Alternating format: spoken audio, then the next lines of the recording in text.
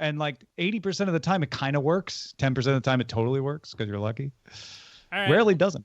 Hold on. Come on, Twitch. Give me some streaming activity. Some streaming goodness. Speaking of streams, I was over by the river the other day. All right. You are ready to go. You're good to go, Tom. 3, 2. Good day, Internet. Good day, Internet. Good day, Internet. Justin Robert Young will be joining us shortly, we hope. We assume. Man, that guy's got a lot going on these days.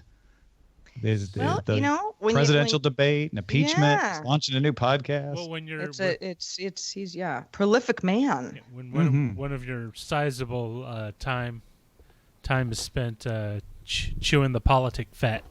There's a lot of that fat to chew. Mm-hmm. Oh, somebody's ears were burning.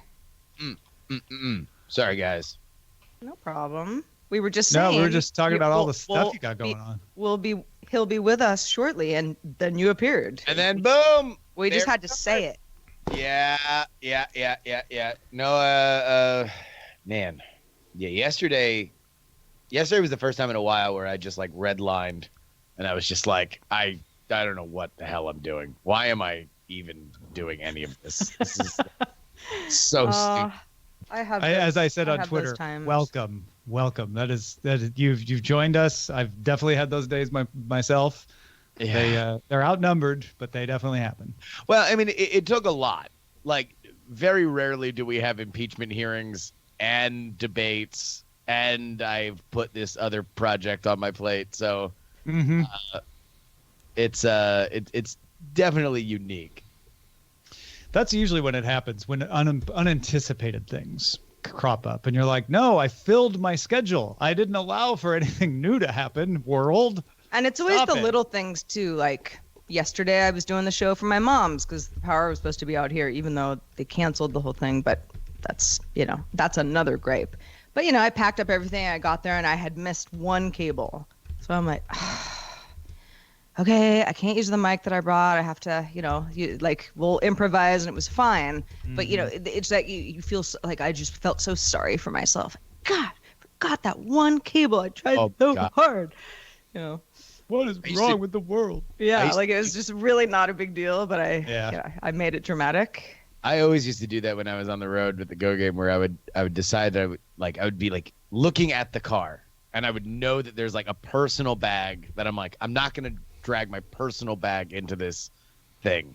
I'm just gonna leave it in this, and the car is parked in some parking garage.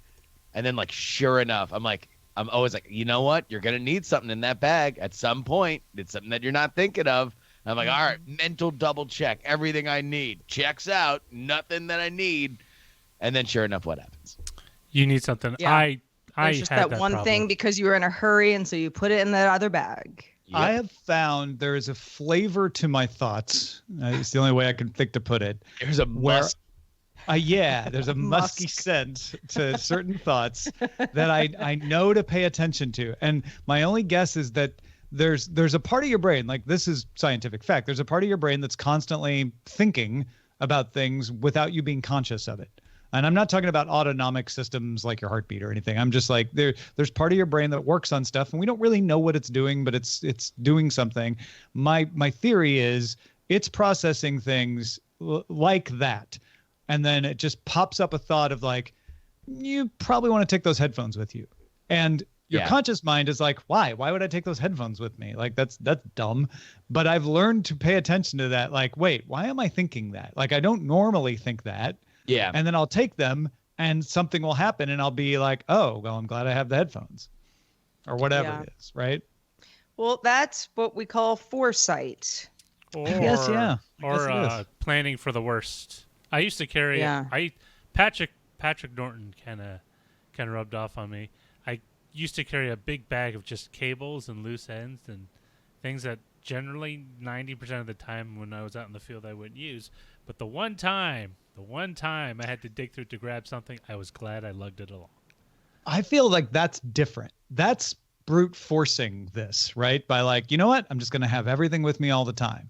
I'm talking about something different where it's not something you normally do, right? You're not preparing for the worst.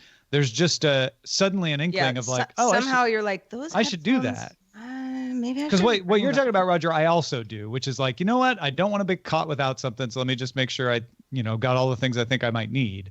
We do that for CES, but there's also a different time where it's like not a thing I would think I need.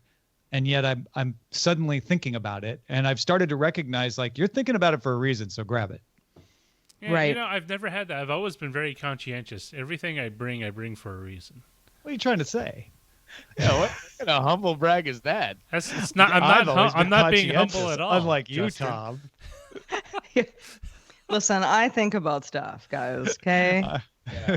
I have a system. Part of it is that you're good at that. You're right. Part of it I've been burned before, and it's just like now it's just a knee-jerk reaction. Like you got to make sure there's a B and a C. Playing. Well, okay, I use the headphones example because that's the most recent one I can remember, where I got up in the morning. I always take my phone with me when I go take the dogs out because I'm just going to look at the weather, maybe check some headlines while they're out there doing their thing. And one day I was like, you know what? I'm going to take my headphones. I'm like, why would I take my headphones? I'm like, I don't know. It's that musky scent. I'm going to take it. And so I took the headphones out. And then when I was out there, I realized that I needed to listen to a podcast for a particular thing. It occurred to me like, oh, you should check that podcast for that thing so that you can add it to your notes for something. I don't remember what it was now. And I just reached in, grabbed my headphones, and I was listening. If I hadn't taken them with me, it wouldn't have been that big a deal. I would have just been like, oh, okay. But you helped yourself out. Or I could have played it out loud. But it was like, oh, this is nice. I can now listen to this. And yeah, it was not a situation that I needed to prepare or plan ahead. It was just kind of a serendipitous thing. So serendipity played a part in your... Yeah. I used to go to summer camp every year, and I went for a few years, but like at a certain time when you were kind of younger, you all wore little hats, and you'd make plays on your name, and that would be your name for the week. And my name was always Serendipity. Oh, look. Get it? Yeah. Sarah. With an H? I don't remember how I spelled it. It was something I thought was probably very clever. You were like putting it on with glue and glitter and stuff. But yeah, it was Serendipity. That's pretty good. I think one year I was actually Saran Wrap. That one didn't work out as well. Oh, Saran. Get it? Yeah. Mm-hmm. That's a good one. I like Saran Wrap though. That's it's like the lamest name ever for an entire week. Like, what do you want to call yourself? Saran Wrap. Get it? Yeah, that's like that goofy like. But yeah, we were 10. Yeah, it was like funny. A kid. You're first just discovering that random is funny. Yeah. Yeah. Like that's a good humor age. That's where I think everything. Triceratops was one. Oh wow! Oh, that's these a are good good. Yeah. I think even my mom was sort of like, yeah, I don't think you want to do Saran Wrap. Saran Wrap. Like as she's like driving me out to the forest, I'm like, no, it's funny. You're like, no, it's hilarious, Mom. You don't get it. You're too old. You don't understand. You don't understand. You've experienced too much of life's humor. I have yet to begin. I don't know. 10 is that age where you're easily set off, like on the funny bone, like at the most like minor stuff. I think. Is that 10? Well, like 10 is like, you're not a little kid, but you're not a teenager. You're in that kind of those funny years where things are gonna change a lot for you when you get to be about 12. We're still, you're young and naive. I was at a 3-year-old birthday party for my niece this weekend, and there was a 4-year-old, and it kind of hit me that like 4 years old kind of doesn't have an identity. Because when you're a 2-year-old, you're terrible twos. And when you're 3, you're a three-nager. That's like the hot new term. When you're 5, you're like kindergarten age, right? Yeah. 4 is just like you're not quite in school yet. 6-year-old, 7-year-old, 8-year-old, they've all got these kind of, associations. But 4, I feel like that's just kind of a lost year. There's nothing. It's your transition year. That's your year where you're supposed to be doing all the things you expect from a small kid. You know, like you're no longer. But, I mean, yeah, that's what I mean. I think you're proving my point. I mean, I was in kindergarten when I was 4. Because I had a late enough birthday that they just let me in. They don't really do that anymore, but yeah. Well, my daughter won't go into kindergarten until the end of next year, but she'll be in preschool up till then. Wiggatamoo just subscribed with Twitch Prime for the 5th month. Thank you. Hey, thank you. Thank you. Moo. Donka. Sorry, go ahead, Justin. No. I was going to change the subject. You go ahead. Well, so was I. Well, then you go first. All right, I'll change it on you after. Yes, this is an easy one. This is a 2-minute tops. When's the last time we all watched the movie Ferris Bueller's Day Off? I watched clips of it last week. Wow, that is not what I expected you to say. I play it because it has twist and shout, and my kid likes twist and shout. Well, because when I said Donka, I was thinking of Ferris singing Donka Shane in the parade. Mm-hmm. And it's such a funny movie, but it's also very dated because I watched it, I don't know, it wasn't last week, but maybe in the last 6 months. And I like it because it reminds me of being about 10 years old. You know, but they were older than us. You know, they were teenagers, so it was like, ooh, cool kids. Yeah. I was in junior high when I watched and that stuff. movie. Yeah. Where are you on? Obviously, it's not whether or not you actually believe that was the point of the movie, but the theory, the conspiracy theory, that Ferris and Cameron are the same people in a fight-esque scenario. Tyler Durden kind of way. Yeah. Spoiler. So Ferris didn't really exist, and Cameron was the real one, kind of thing. Or I mean, I guess you could. If it was a Fight Club-esque. Kind of a Mr. Robot situation. No, you would assume that Ferris is the I guess Ferris would be the manifestation. Yeah, I would think it would be like Mr. Robot, where Ferris could take over sometimes. But the problem is Cameron was never with the parents.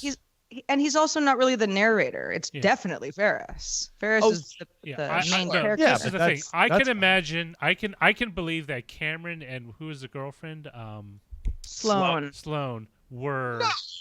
Yes. Like Cameron and Sloan are the same people? No, not the same. They're just imaginary aspects of Fueller's. Ferris. Oh, I see what you're saying. Like both. Because he's sick. Remember, even though he pretended to be sick, he might have been actually just very. It's like feverish. a fever dream. Yeah.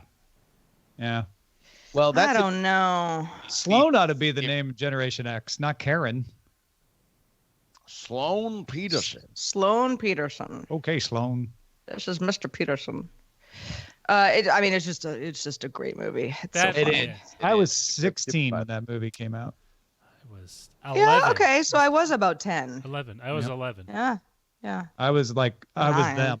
I was like, I want to be them. I want to do all those things. Actually, that movie really got me interested in computers because, where he's changing the grades. At the school. I thought, oh, that's so cool. I need to get. Don't they do that in war games too? Doesn't he change the grades in war games? Yeah, but there's less of a sci-fi aspect to it. He changed his absences, right? In Ferris Bueller. Oh, at Ferris Bueller, it's absence. Yeah, because it's grades. I don't remember him being sick 9 times.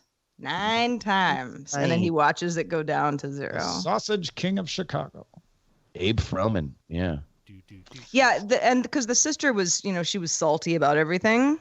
Mm-hmm. And in one moment where she's sort of talking aloud in her mind, she goes well, I guess it's not that bad. I got a car and he got a computer. And I remember thinking as a kid, the computer's clearly the better gift. He can change his grades. All you're doing is driving around. Yeah. Life comes at you fast, folks. It's time to do Daily Tech News Show. That's a fact. If you blink, you might miss it. Well, it's going to be 30 minutes. That'd be a long blink. It's really just going to sleep. That's called sleeping. Very refreshing. All right, I'm going to do this today because it's Thursday. All right. Seems like it's working. That's it. Here we go. 3, 2. Coming up on DTNS, Google limits political ads, a way to launch drones from a moving truck, and a robot to explore Antarctica, and then the moon. This is the Daily Tech News for Thursday, November 21st, 2019 in Los Angeles. I'm Tom Merritt. And from Studio Redwood, I'm Sarah Lane. From Oakland, California, I'm Justin Robert Young. And I'm Roger Chang, the show's producer. We were just reminiscing on Good Day Internet about Ferris Bueller's Day Off and what we loved about it and how we experienced it as young people. Also, yesterday on Good Day Internet, after the show, we kind of went over some breaking news and acquisitions and had some extra thoughts about that. It's an expanded show, folks, and the way you get it is going to patreon.com/DTNS. Let's start with a few tech things you should know.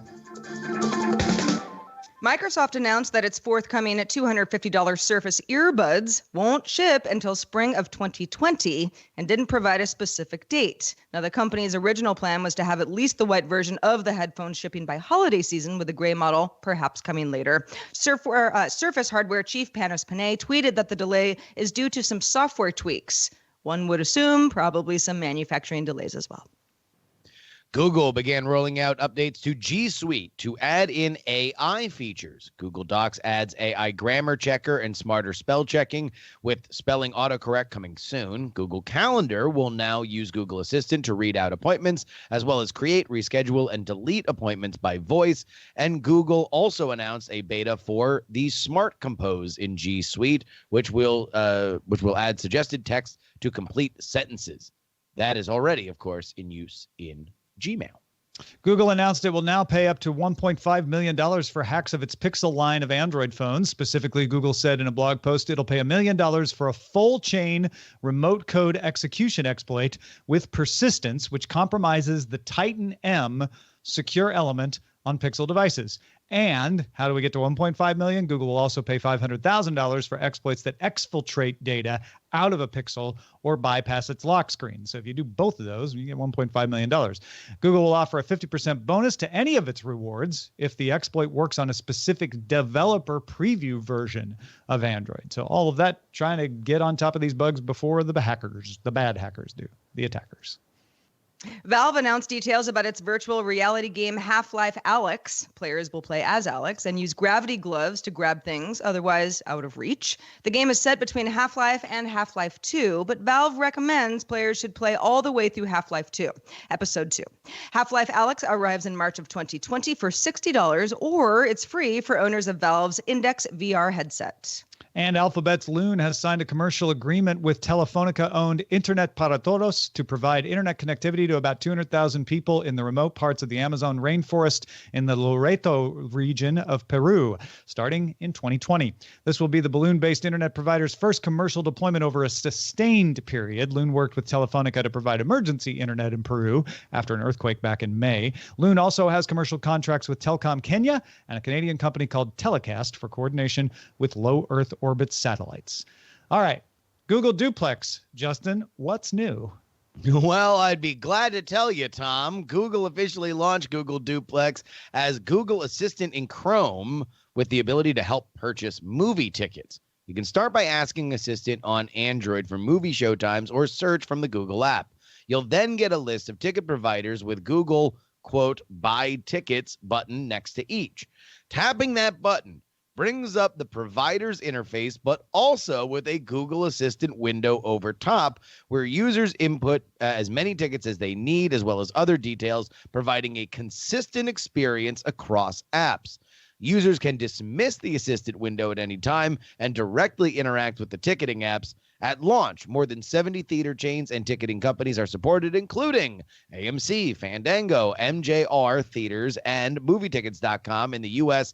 and Odeon in the U.K. Using Duplex for restaurant reservations also rolled out widely, and car rentals is the next task for Duplex to master. So, first of all, my wife works for Fandango, so of course I tried this out using Fandango, which I am a regular user of, and it was kind of cool. Like, I went into the Google app on my Android phone and I said, search showtimes for Joker, even though I've already seen Joker, but it's one I know is playing. Yeah. And it said, oh, here you go.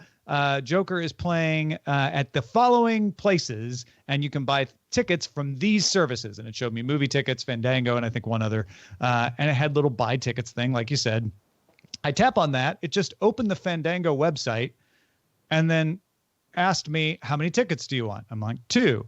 Then I could see it filling in 2 in the interface on Fandango and then getting Which to is the what map. Fandango would have also asked you. Exactly. It's like, okay, I will give Google credit. Their interface for doing this was a little nicer than the one on Fandango, but it really wasn't saving me time. And then at the end, of course, we have a Fandango loyalty program account. I wasn't logged in, and it didn't give me an easy way for me to log in. It was going to check me out as a guest account. So I'm like, I don't know. I don't know if this is actually saving me any time.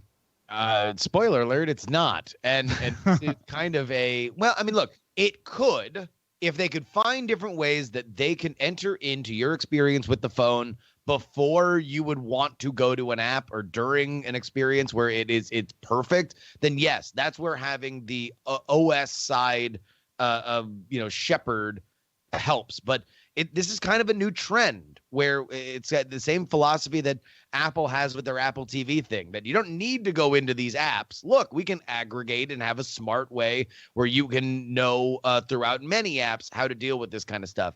I don't know really where it goes ultimately, and sometimes it works better than others, but I don't know. It just sort of, to me, seems like a war on filling things out, and so we're going to have you fill things out.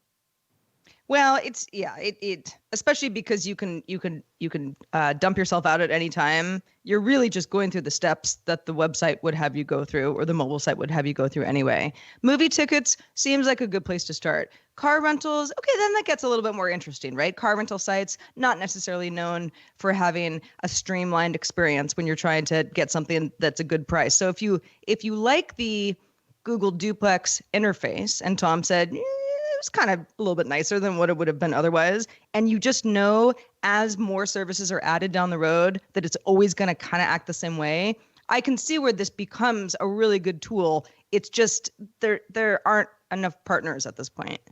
Yeah, I guess it takes some pressure off your designers. You're like, just let Google Assistant do it for people. Yeah, well, that too. I do wonder whether or not there is a kickback there, like an affiliate thing with some of these. Oh, I'm sure there is. Yeah. Bloomberg's Mark Gurman reports that Apple will change the way that it internally tests its operating systems to avoid the flurry of patches that have accompanied iOS 13 and macOS Catalina. Software flags would let Apple developers turn changes in iOS on and off to better isolate code problems and the like. Google and Microsoft have done similar systems for years, so it's Apple catching up, I suppose. But some developers are pretty excited about this. Yeah, I mean, actually, end users are probably the most excited. Like, does this mean fewer patches next time? Great. Then I'm all for it. I met an Apple developer at a party a few weeks ago, and I was like, "Oh man, how you doing?" He's like, "Well, do you have iOS 13?" And I watched the light go out of his eyes as "Hello Darkness, My Old Friend" started playing. That had been his entire job, is just squash this bug. So they don't want that feeling next time. No. And Amazon announced the Dash Smart Shelf, which uses a built-in scale to automatically reorder office supplies. The Smart Shelf comes in 3 sizes: 7 by 7 inches, 12 by 10 inches, 18 by 13 inches, and is designed to place under a single office supply stock. So you keep your tape dispenser replacements in a box that has a scale in it. When the scale detects the weight falling below a set limit, it can either reorder the supply automatically or send a notification to someone in the office, which in all the offices I've ever worked in, you would want the notification because people would go mess with it to see if they could accidentally get a bunch of tape measure things sent. Anyway, the Dash Smart Shelf uses Wi-Fi, can be plugged in or run off 4 AAA batteries. Amazon is trialing the device with select small businesses with plans to open up to general availability to all Amazon business customers next year. The scale is similar to a service called Bottomless, which automatically reorders your coffee when it senses the beans getting low. Same kind of deal, has a scale. I think that this is kind of cool and kind of awful. Number one. What's awful about it?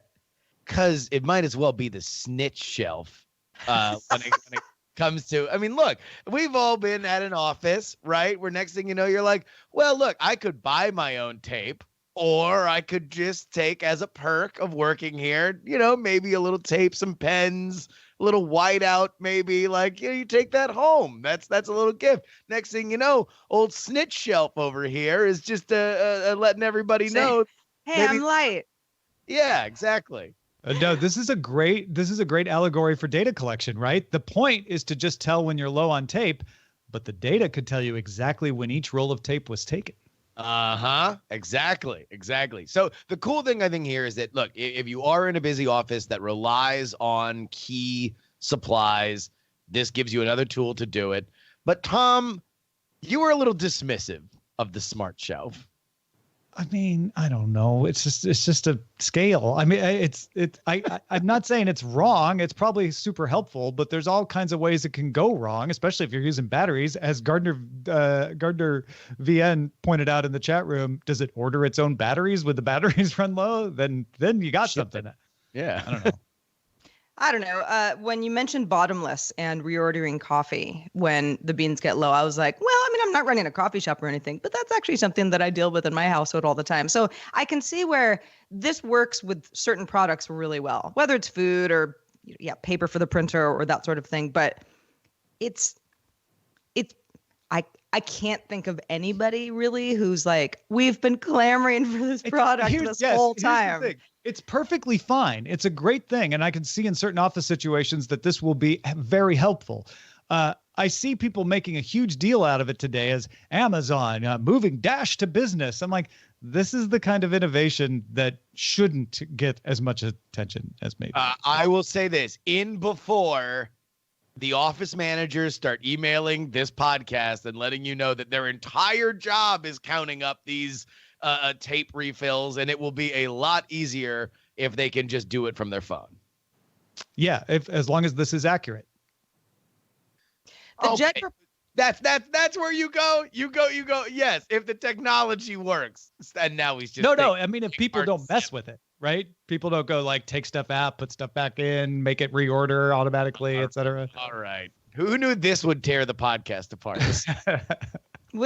Maybe we can all come back to accord with our next story. This one's cool. The Jet Propulsion Laboratory is developing the Buoyant Rover for Under Ice Exploration, also known as Buoy. The robot is kind of the shape of a hoverboard, really, with oversized wheels. It's meant to float under ice and then use the wheels to maneuver around and not kind of go underside. It can also stay in one place and maintain position even when it's shut down. Buoy will now go to Australia's Casey Station in Antarctica for extended deployment tests. Its scientific instruments, some of which look for signs of life, will be tested for accuracy and precision there. Yeah, so a lot of the moon missions that are happening now to various moons around Jupiter and Saturn do involve rovers, but they have to go on the surface. And if they go underwater at all, they would just sink to the bottom. So this is a way to say we're going to make it float, but with wheels so that it can roll around on the underside of the ice. You're right, Sarah. This has brought me back to loving technology again. We're all saved. This is great. And of course, we just had Ariel Waldman on talking about Antarctica, so it felt kind of like, oh yeah, we kind of know about what's going on down there. So this will be one of those projects that are going on into Antarctica, like she was talking about. Yeah, if it works and you don't have a narwhal in there messing up the robot. We're trying to bring us back together, Justin. Not help. I'm sorry, I'm too petty. No, this is really cool. This is a good example of robotics being used but this can actually be used into Antarctica. They've actually tested it in Alaska and the Arctic Circle as well. So space is its target application, but there could be, as with space programs all the time, side applications that will help as well. Let's not stop there with the robotics. Scientists at Caltech University and NASA's Jet Propulsion Laboratory, again in the news today, have created a drone launching system called Streamlined Quick Unfolding Investigation Drone, or SQUID for short.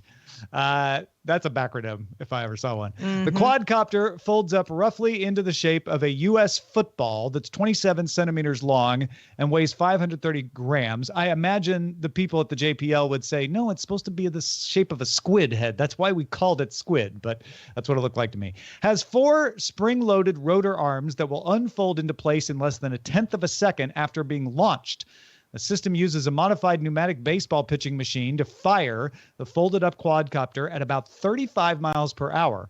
The machine unfolds and rotors start turning around 200 milliseconds after launch. That's super fast. So it's stable and hovering in less than a second.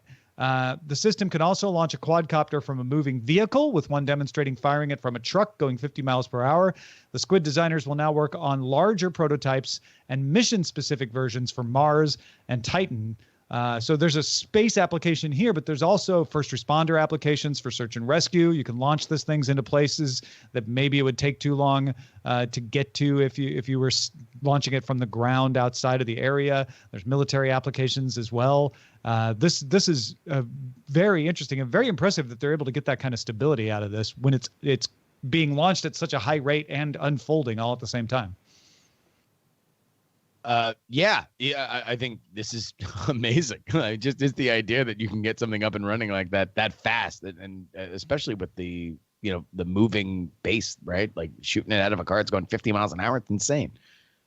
Yeah, it seems like, I don't know, disaster zones or as you mentioned, Tom, military applications, and especially, yes, the idea that it would be compact enough to be easily transported and then launched out of a moving vehicle. I don't know how fast the vehicle can be going before it stops being precise, but that all seems like that's sort of the sweet spot here, because before the show we were all kind of scratching our heads going, this sounds so cool. When will it be necessary? Yeah, what are the biggest use cases? And I think Roger nailed it as we were racking our brains.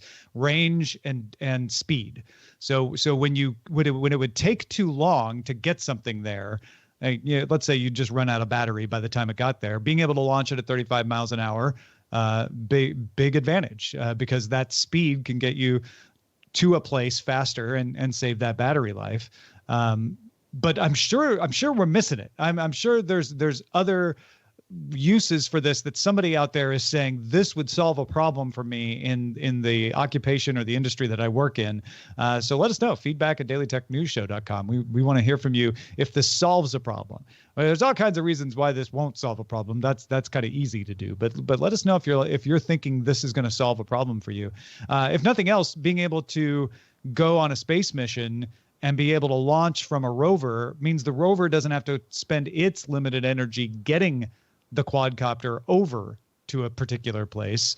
It can just launch it over using this kind of system. So it's not new. They've been able to launch drones before, but always fixed wing. Raytheon had one that was a fixed wing aircraft that they would launch as a drone. But this one's a quadcopter. So pretty nifty, especially because it folds up. If you want to get all the tech headlines each day in about 5 minutes, be sure to subscribe to dailytechheadlines.com. Google's Vice President of Product Management and Advertising, Scott Spencer, wrote a post today about new limits for political advertisers on Google. Targeting of ads that are political in nature will be limited in specificity to age, gender, and zip code. Political advertisers will no longer be allowed to target advertisements based on things like your political affiliation or your public voter record. Contextual ads, where it says, oh, he's reading about the economy, definitely put this economy-oriented candidate ad, will still be allowed. So that is not going away. Google has run more than $127 million in political ads since June 2018, according to its own transparency report. And the changes are going to roll out first in the UK, because there's an election there coming up in December, and then globally on January 6th. Meanwhile, Wall Street Journal sources say Facebook is considering limiting micro-targeted political ads and has asked political parties for input on the decision. So they may be taking a cue from Google there. Justin, of course, is the host of Politics. This fits right into your coverage. You follow the political advertising strategies quite a bit, don't you?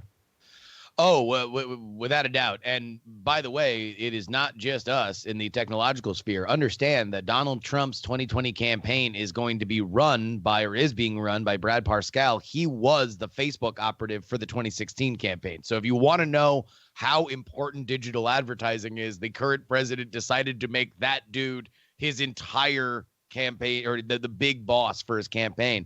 And we've seen some of this in play already. Tom Steyer has spent a ton of money. It looks like Michael Bloomberg is about to roll out a several multi-billion-dollar ad spend to target either the causes of his choice or his own candidacy.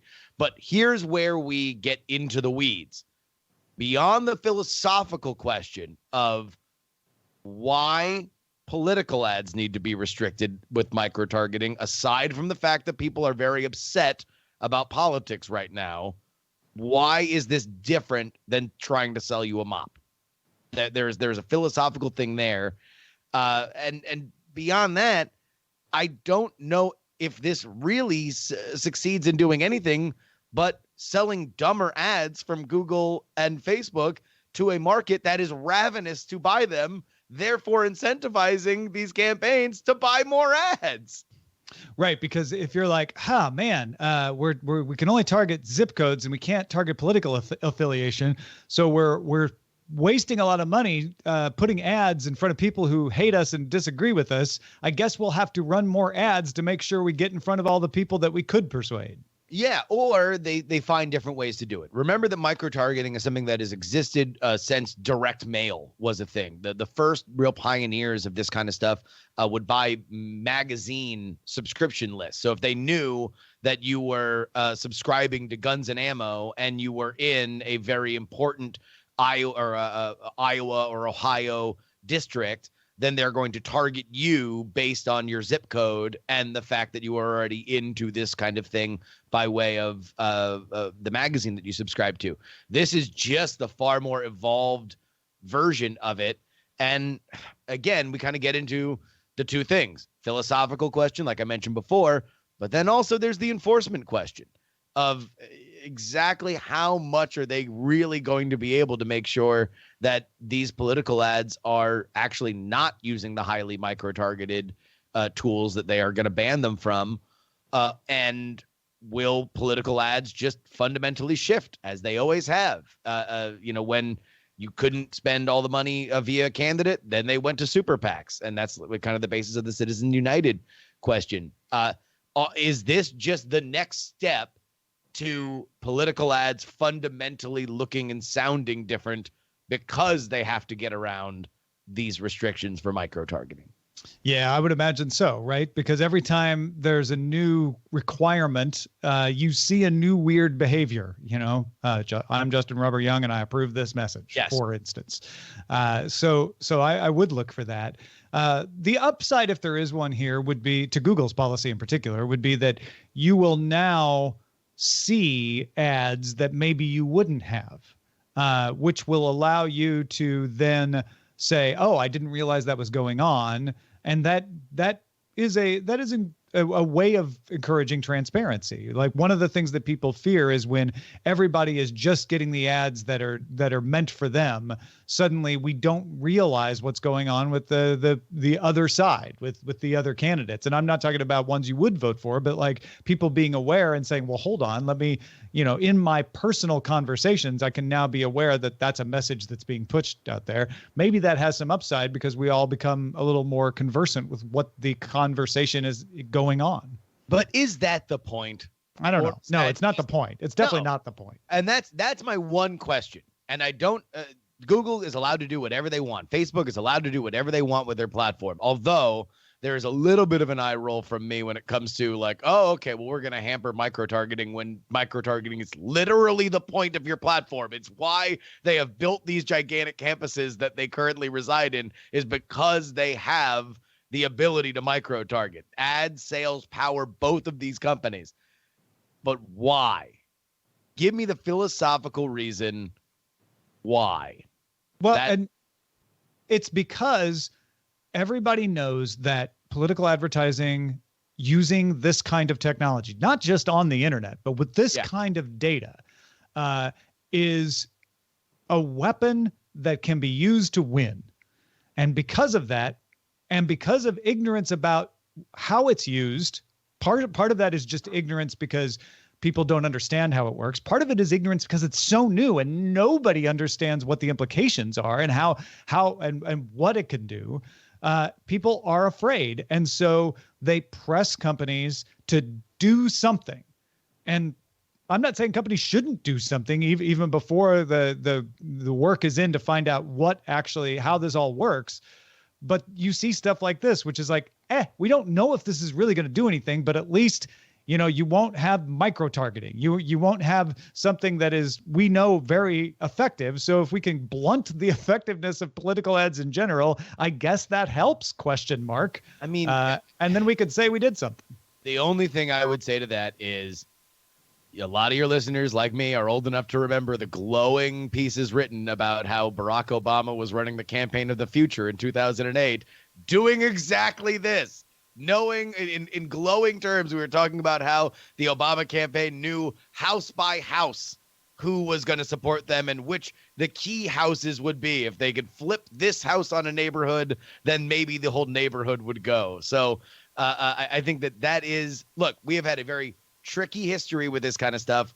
Obviously, a lot of this we are getting to grips with, but it was not always the demon seed that we are pretending that it was, pretending that it is now. Well, and even if you haven't been pretending it's a demon seed, there's just a lot of data FUD out there. Like, oh, wait, you're using data? That's bad, right? I read a headline that said data collection is bad. And so anything a company does that reduces data collection makes them feel like they're looking good to people. Because let's be honest, those political parties, all of them, still know that information about which house they can flip to make something happen, even if they can't target an ad on Google. It's not like it takes that information away from them. Last thing before we wrap up, Facebook spending alone for the political candidates that are currently running up until the end of October, $44.8 million. That's how much people spent on Facebook. Yes. All the candidates, including Donald Trump, who spent $13.5 million. So that's less than Google had since June 2018, but it's not really a comparable. No, yeah, not really comparable. Hey, thanks to everybody who participates in our subreddit. Political stories end up there all the time. You can submit your own stuff you want us to see and then vote on others at dailytechnewsshow.reddit.com. Also, if you haven't already, join our conversation in Discord. You can join by linking to a Patreon account at patreon.com/DTNS. Let's check out the mailbag. Oh, let's. In fact, we got a video message Mark sent in, a really nice one for our team, and particularly Justin Robert Young. Good day, Internet. Good morning, Julia. Good night, Rob. I just wanted to say thank you guys. I've been a long-time listener since a previous incarnation of the show where Tom somewhat unwisely let Becky Worley zap his arm with a laser, and I've been following the show ever since. I just wanted to say thank you. It has been a phenomenal journey. It's been a phenomenal show all through while I was working in a tech-based job. And even now that I am on a working sabbatical and doing a little less direct tech, maybe a little bit more of the shadow IT stuff that I used to complain about. There's a story there. Another day, another time. And while I had the gear up to record a little demo for the listener feedback show, I wanted to record this thank you because it has been absolutely phenomenal. You guys are one of the 3 podcasts I love enough to support on Patreon. Matter of fact, I created a Patreon account to support DTNS and Cord Killers the second those were available. So, Tom, you're going to get 2 of these because I'm going to record these for each of the 3 shows I support. And for those wondering, Politics is the most recent addition to the Supported by Me Club. So, without dragging this out any further, because I'm trying to keep this short, thank you guys. I absolutely love it and appreciate it. Your longtime supporter. No, that was awesome. In fact, Mark was really nice enough to send us one for Cord Killers that we played at the end of the Cord Killers episode last week. So that was very sweet. Thank you so much, Mark.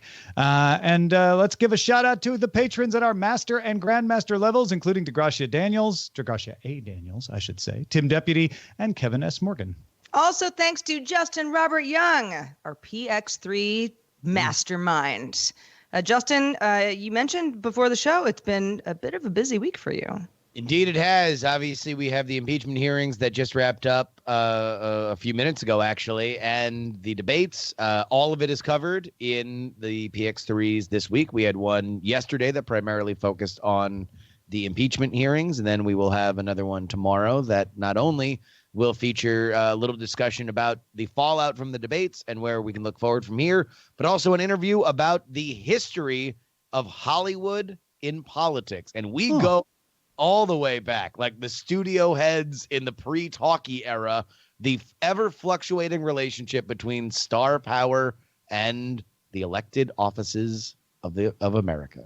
Fantastic, folks. Go check it out. Don't miss it. And also, don't forget that we have holiday cards we want to send you. You just need to be a Patreon as of November 28th. So if you're not a patron already, become one. And then go to patreon.com/pledges to check and make sure we have your address. Otherwise, we don't know where to send the card.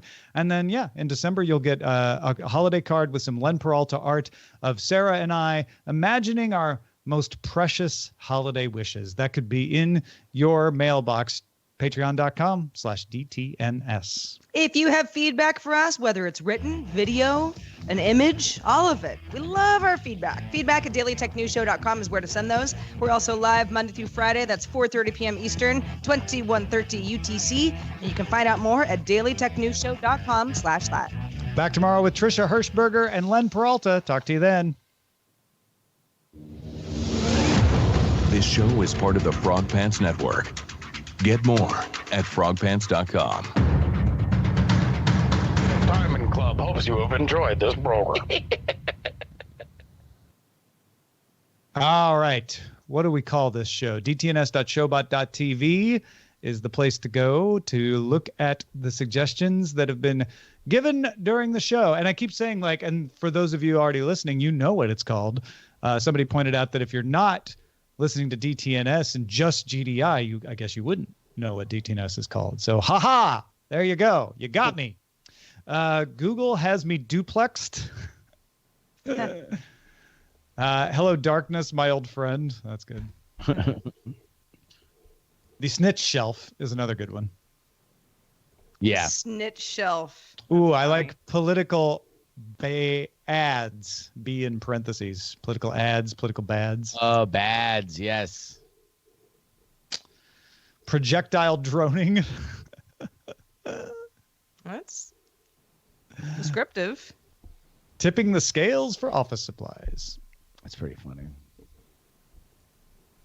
Snitch shelf is winning the votes right now. Football-shaped squid's pretty good, too. I'm kind of open to whatever. Snitch shelf. I'm fine with the snitch shelf. Yeah. Snitch shelf it is. Snitch shelf. You win, snitch. Snitch shelf. And a big thank you to Captain Jack 913 who submitted that one.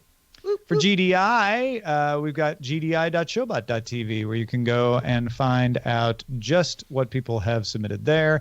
We have, of course, Serendipity. Serendipity. Uh-huh. Sometimes there's PJs involved.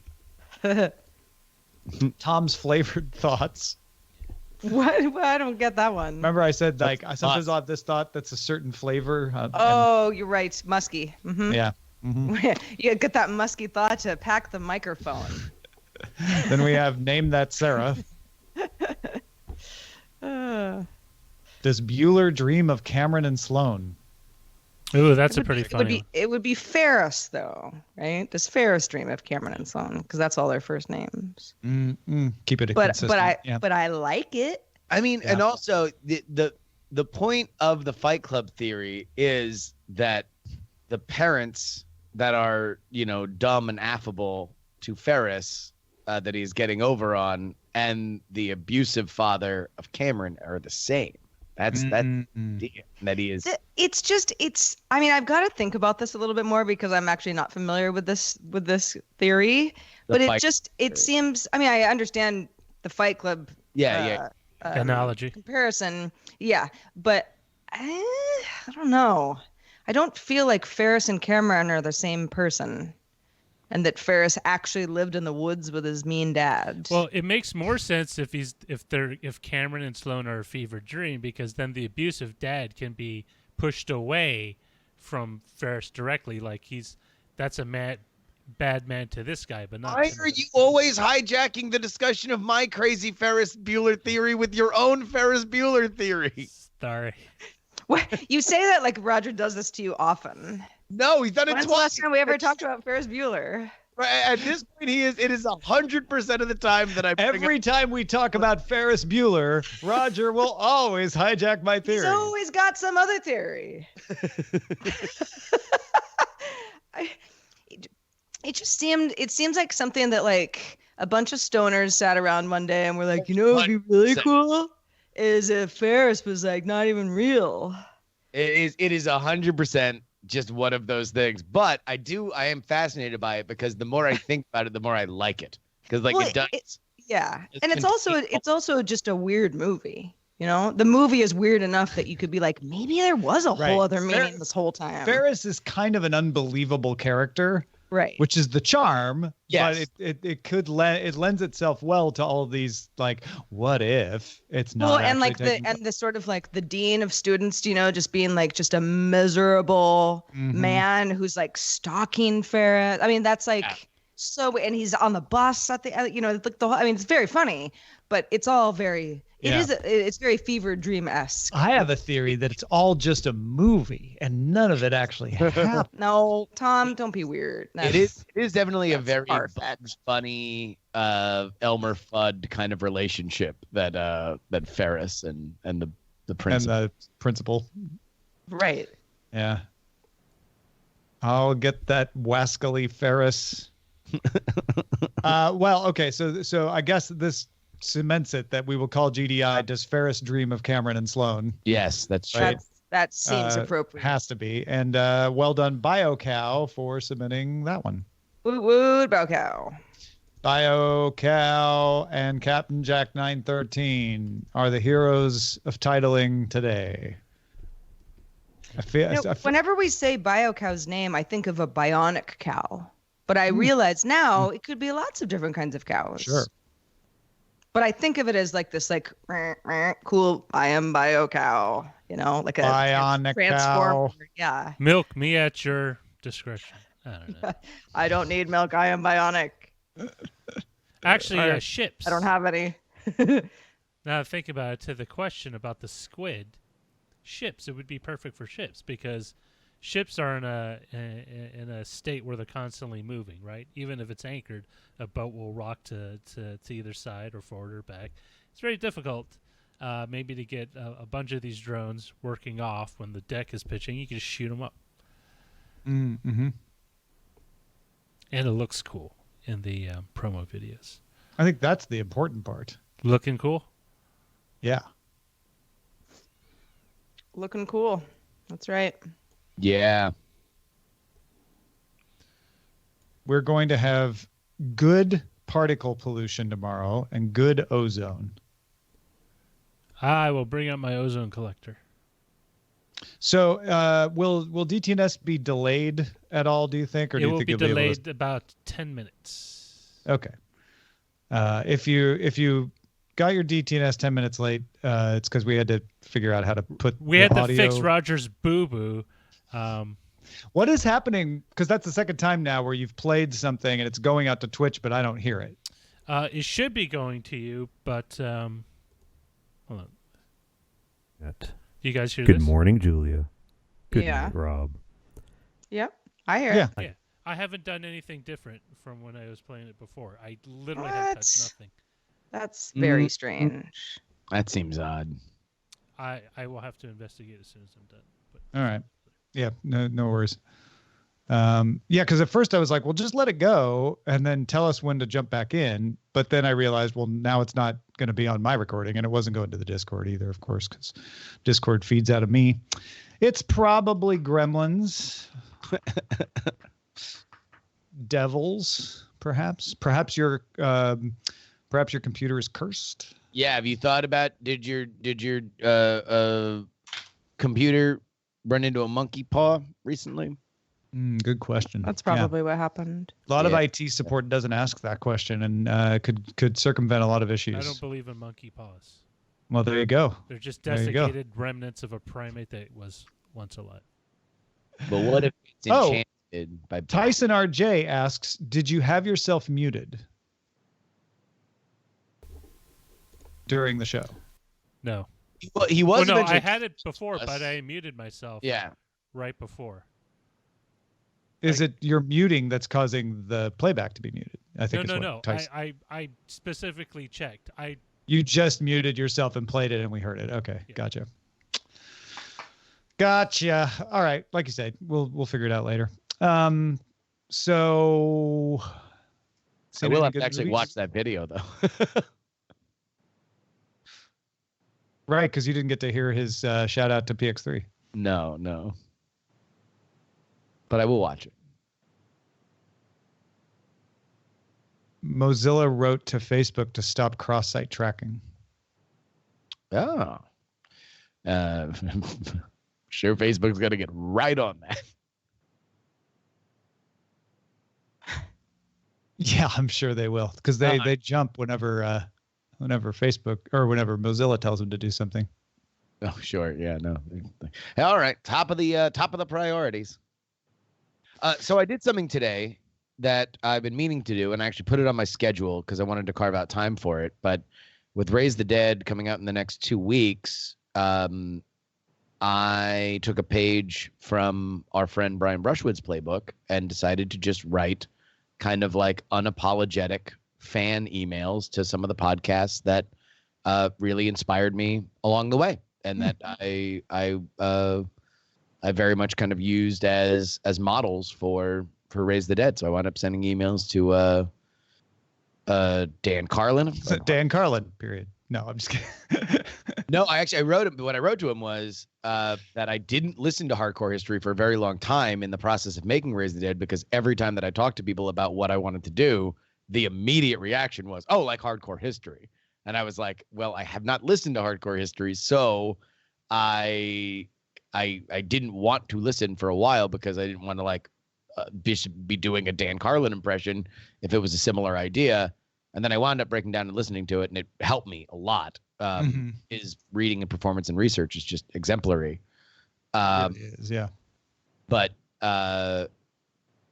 it took me a little bit. But yeah, I wrote to him, Tyler Mahan Coe from Cocaine and Rhinestones, Jack Resider from Darknet Diaries, and the team at Slow Burn, which I also liked.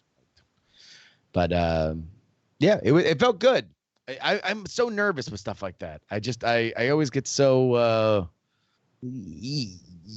like, I don't know when I don't know if people want to hear from me or, but then if it's like just hey, thank you, you inspired me. I felt like that felt good at the end of it. I think that's the right way to approach it. And I like that Brian sort of pioneered that way for us anyway. I'm sure other people have thought of it, I guess, but that's where I first heard about it, and sort of like, just say nice things to people and they'll be much more receptive to hearing from you, than if you're asking them for something.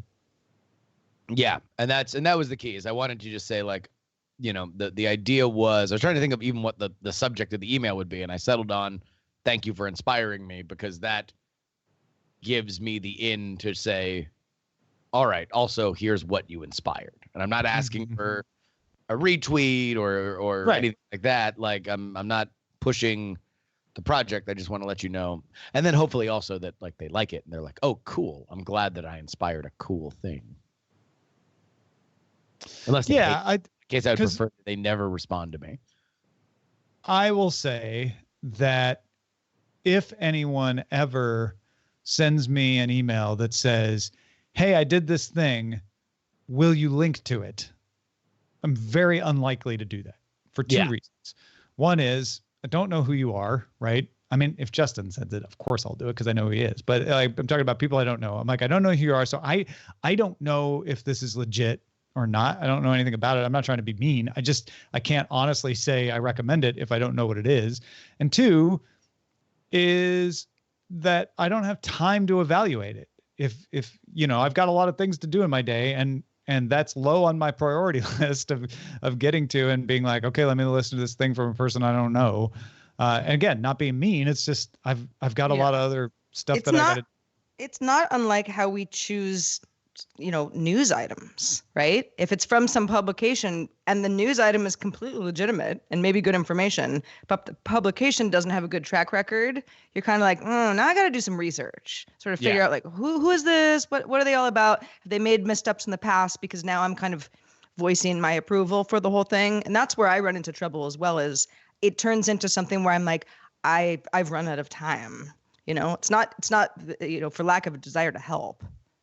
Yeah. So if you do, but my point in saying that was, if someone wrote to me and said, hey man, I was really inspired by East Meets West. You and Roger are my heroes. And so I've done a show like that. Here it is, just so you know, thanks. I'd click immediately because I would be flattered. And I'd say like, oh man, that's so cool. I want to hear at least a little bit of it to hear what it's like. And then once I've done that, if I really like it, I'll probably be like, wow, this is so cool. And I'll have something to say about it. I'll say like, hey, so-and-so said they were inspired by our thing. It sounds like they're doing a great job. Check it out if you got time. It's just a more natural way for that to happen. Yeah. And from my perspective, it's also an element of respecting somebody's time, and that's something that I think as creators, we probably have a more fuller idea of than oftentimes the listeners do, where, it's some can be pricklier about it than others, but it's like there is an element of like making work for somebody. If it's like, yeah, I think that's what it is. Cause I'm sitting here reviewing what I've just said. Like, I hope this doesn't sound like I don't want to hear from people. Cause I do. No, oh yeah. Love it. Yeah. But it's one thing to tell me something that may or may not lead to a conversation. It's another thing to ask me to do something. Well, because it's sort of presented as an action item for you off the bat, where you're like, oh, now I have to do this thing, and if I don't, then I feel bad. Right. So if you communicate, but with skipping the action item, then you have to like explain why you didn't. All of this to say that I think, Justin, what you did is the right way to go, because even if Dan Carlin looks at it and just goes, oh, wow, that's really nice, there's no harm done, right? It's great. And that's what I want. Ideally, that's what I want. No, I mean, like, wildest things, wildest scenario, if it's like, oh, I mean, like, oh, this is great, you're an amazing voice, can I be quoted on the front page of your website about how much I love your show? Like, that would be great, right? Yeah. But I do not expect that. In fact, the most positive thinking that I have is like, all right, just send it to these people, and then they'll recognize that they heard it. Maybe they'll just have in the back of their head the name of the show. And then if the show does well, then they can say, oh, that's cool. The guy who failed me is doing well.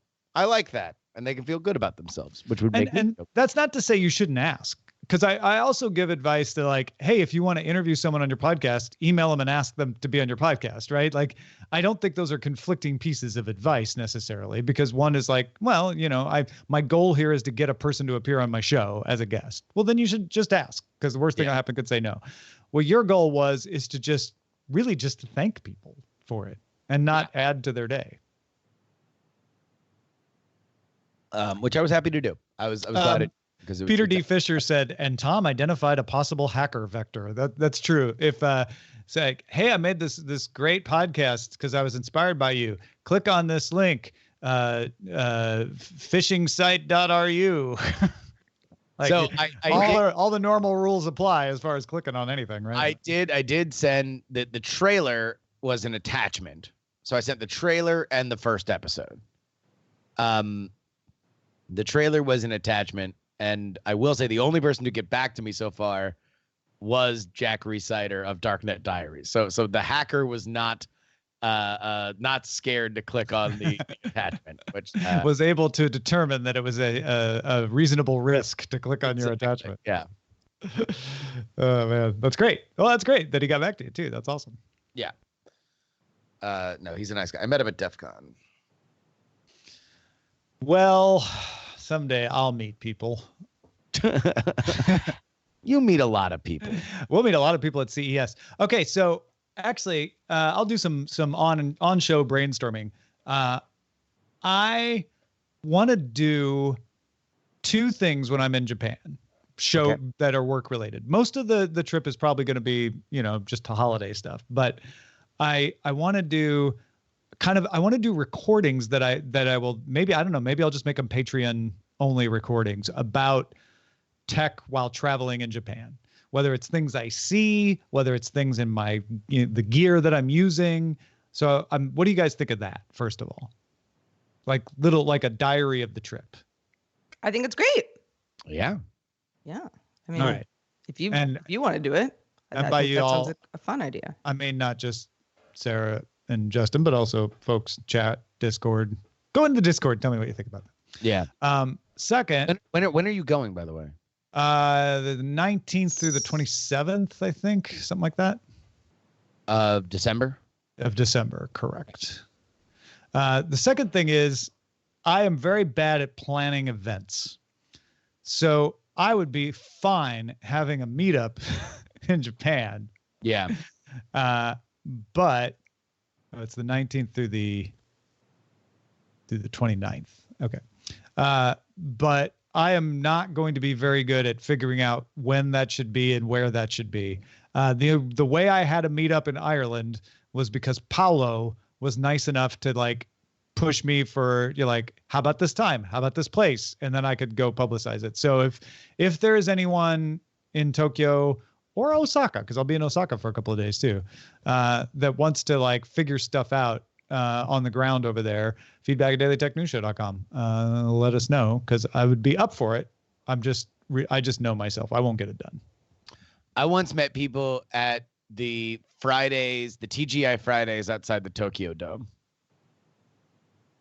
It's a pretty cool place to meet people. TGI Fridays outside the Tokyo Dome. Oh, you know what I should do? I should have a meetup at a KFC on Christmas.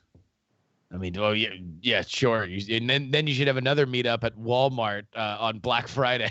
No, yeah, exactly, right? Yeah, because if people don't know, KFC is like the freak show, ridiculously out of proportion, like place to get food for Christmas in Japan.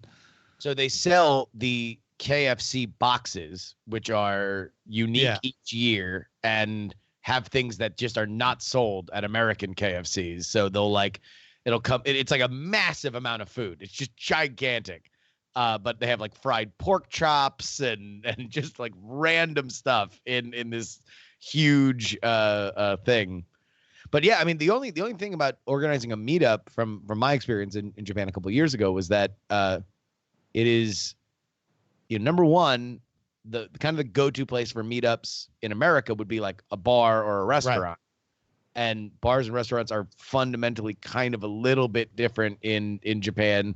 The spaces are a little tighter. They don't have the big, what I realized when I went to Japan was that what we understand as a bar is fundamentally somewhere in between a British pub and a German beer hall. Mm-hmm. Like we have this hybrid version of like pub culture, but in large, like spaces. And that is something that is we have taken the best of English and Irish pubs and German beer halls and combined them for something bigger and better. Exactly. And when we get Buffalo Wild Wings, right? Yeah, right. Which I'm not going to lie. We had Buffalo Wild Wings delivered the other day. Oh, really? Oh, speaking of wings, you could have the meetup at the Hooters in Shinjuku. Sure. Suppose I could. Just an option. Just giving you some options. It was one of my most treasured moments of Japan, because I kept joking to Ashley. It was like my running joke of like whenever we'd go somewhere and it'd be awesome and there'd be like this amazing Japanese culture, and I would just like kind of tap her on the shoulder. I'm like, man, this is amazing. You think the Hooters is like to the left or to the right at the next stoplight? And then we were screwing around in Shinjuku because she had she was in love with these crane games, and we were going to these like crane and then sure enough, right there's an actual Hooters. Yep. Walk far enough, anywhere in the world. There we go. Delightfully tacky yet unrefined. I suppose so. I mean, I guess hotel lobbies might be. Hotel lobbies are going to be bigger. Well, I mean, I guess you could, but you're going to be around the Toho Theater, right? Right. Because they like that's like a mall. You can meet people in that mall. Oh, a mall. Mall's a good idea. Yeah. But see, this is an example of why I need someone to help me, because Justin's doing all the work here, and I'm going, yeah, that would work. Yeah. I need the ideas person. I'm an idea man, Michael. For this kind of thing. I don't know. I got plenty of things I'm the idea person and I can organize and make happen. Like this show, for instance. Yeah. But meetups, for some reason, I'm just like, I find them exponentially harder than they should be. Yeah. The other thing is, yeah. Meetups are always a little nerve-wracking for me because I'm always terrified that no one's going to show up. And so it's like, oh, I'm going to plan this birthday. It really is just it's that fear of having the party that no one comes I to. balance that fear with the idea of like, but if nobody shows up, then I'm free. I can do whatever I want. Extra free time. Yeah, I've come to realize that it's like, even if one person shows up or two people show up, then it's like fun. Awesome. Yeah, because they want to be there. Yeah, and then they don't care how many other people are there. And that's more fun for all three of you because you can actually spend time chatting. As long as you like them. Well, yeah, I guess that's true. But you kind of just assume we all probably have enough in common that you want to be here and I want to be here. Let's finish up with the 16-inch MacBook Pro just arrived. Whoop, Here it is. I'm jelly. I call this taking it out of the box and showing you. Oh, I thought you were going to name your MacBook right now. Yeah, I should. What should I name it? My previous MacBook that will now become Roger's MacBook is called Claire. Okay. I tend to like to name them after characters in things I'm watching. So I was watching Outlander when I got that one. That's why I named it Claire. Press the return key. Whoa. Okay. Yeah. Bossy, Siri. I don't want to name it Molly after the For All Mankind character because then it would be weird from Molly Wood. Right, you'd have to always be like, it's not you, Molly. It's not you. Yeah. Didn't name my computer after you. Although, like, if you named your computer Sarah, there would be nothing about that offended me. I'd be like, okay, cool. Well, yeah, not so much offensive as just kind of like, well, that's weird. I know. Even though I'm always, moaning about my name being so common, I know a family who named their dog Sarah, which is unusual, actually. Mm-hmm. It's the only time I've ever heard of it. It's just not really a dog's name. It's a human name.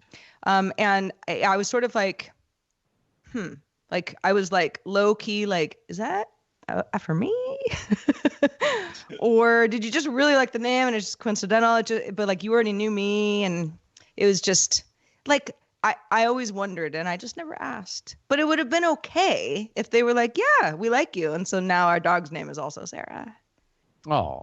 But I don't know if that was the case or not. It was just. Some people have a problem with dogs getting human names. I know. I mean, my dog's name is Otis. Humans' names are Otis. Name? Well, I mean, you could name them like Fluffy. Yeah, Fluffy Bud or whatever that you would. Yeah. Child. I don't. That doesn't bother me. Sparky. I had a cat named Sparky. Would you say that Otis? I mean, Milo and Otis. It's named. Wait, Otis was the dog, right? In Milo and Otis. I don't know. I don't watch animal movies. I think that one actually. So people come up to me and say, "Oh, it's the dog from River," and I'm like, "Never seen it, never will." But okay. Yeah, it was the pug. In Milo and Otis. I mean, it's a name that other dogs have been named. Definitely. Like I didn't go like super crazy, but it's also a human name. Yeah. Like, would they be upset if the dog was like Matthew? Or no, but that's also a good example of it. You just don't know dogs named Matthew. How do you know? You know, Matthew. Come over. Because I don't know any dogs named Matthew. It's to me that's uncommon. Oh my God, I forgot that Milo and Otis has a horrifying story behind it. See, this is why you just stay away from animal movies. God, this one's terrible. Oh. Well, don't listen, Otis. Yeah, no, it was released in 1987. I guess originally a Japanese movie that then got dubbed over. But it was in 1987. It was in the popularity award. It was Japan's most popular film. Milo and Otis, but a Australian animal rights organizations raised serious issues, including the allegation that more than 20 kittens were killed during production. What my gosh. the heck? Yeah. Good grief. Well, thanks a lot for that. Yeah. Yeah. Oh, God. All right. I'm not even going to read some of these. These are just actually disturbing. But yeah, don't watch Milo and Otis. No, I won't. On that happy thought, we're going to wrap up Good Day Internet now. Sorry, guys. Thank you, Creative Vast Arts, for subscribing with Twitch Prime. They've subscribed for 4 months. Well done. And we hope you all have a good day. Have a good day, Internet. Good day, Internet.